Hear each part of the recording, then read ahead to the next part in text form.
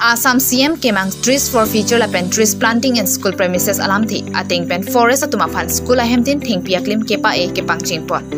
Assam Chief Minister Dr. Himanta Biswa Sharma kemang Assam kang pialong lintin osomar logacharli ahem awai kang long trees for future lapen trees planting in school premises po alamthi piating pen Karbi Anong Autonomous Council Environment and Forest Department chepari dengdunsi Forest East Division Central Range manjang kang keparlo longnit account bid officer asaihem along sai kiklem pon.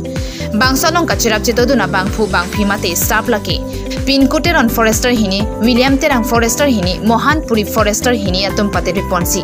longnit siloni LP school aiba kangarlo headmistress Rina teron pi lapen thanbang babu teron atum arideng pen thengpi aklim ke epon lapen puthot forest cyclem bangphu atum longnit high school aiba kang mate premises palidam thusi longnit high school headmaster Pulin nat ahin pen forest cyclem bangphu atum lapuson kemisana sai keklem thega jok aning kang sam lapen kachoro pajir ponsi pinku teron forester hini William terang forester hini lapen Mohanpuri forester hini atuma phan man kido Assamese fulam gamosai epak papen archoponsi school locharli also martum pen thengpi aklim ki e asai ta isamjin pen pajun pon